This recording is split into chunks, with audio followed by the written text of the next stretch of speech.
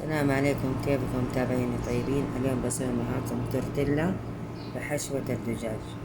هذه التورتيلا، وهذا ثوم وزيت فلفل ألوان، وهذه البهارات، بهارات السبعة وكرفة مطحونة، أوراق الزعتر، بهار الكاجون، بابريكا بفلفل الحار، بصل، الدجاج مقطعاته بهذه الطريقة، وفلفل أسود وملح، واحتاج لي مايونيز وجبنة كاسات.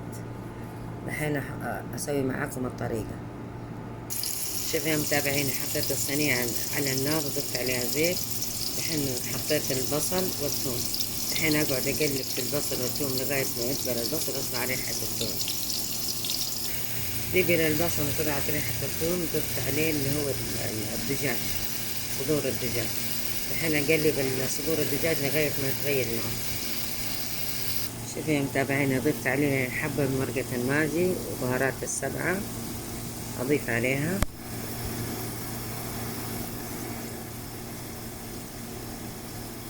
وأضيف عليها قرفة مطحونة قليل طبعا، وبودرة الكاجون،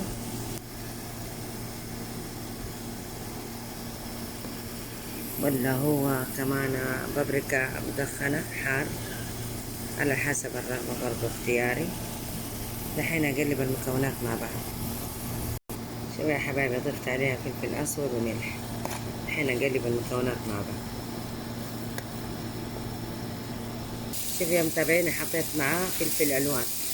دحين أقلب المكونات مع بعض. شوفوا يا متابعيني، خلاص طفيت عليه النار. شوفوا يا متابعيني، بحط عليه قليل من الزعتر البري.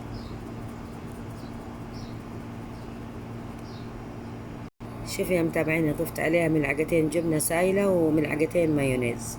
الحين أخلط المكونات مع بعض. شوفوا يا متابعيني، خلطت المكونات مع بعض. دحين أسوي معاكم اللي هو التورتيلا.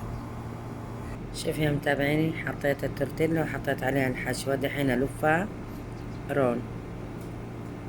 شوفوا يا حبايبي، لفيتها بهذه الطريقة. دحين أرصها في الصينية.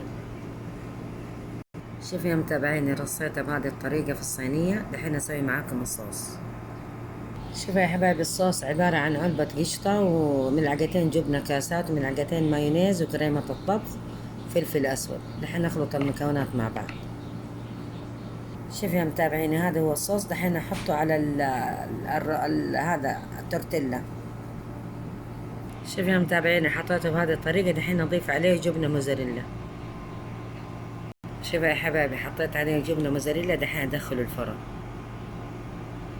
شوفوا يا متابعيني، طلعت الصينية من الفرن ما شاء الله تبارك الله. دحين أقطعها معاكم وأوريكم كيف. شوفوا يا متابعيني، قطعته. شوفوا بهذه الطريقة. شوفوا ما شاء الله تبارك الله. شوفوا كيف الحشوة. بالعافية علينا. إذا عجبتكم الوصفة لا تنسوا تعملوا لايك وشير وسبسكرايب وتشاركوا في القناة وتفعلوا زر الجرس علشان يوصلكم كل جديد. بالعافية علينا ورمضان كريم.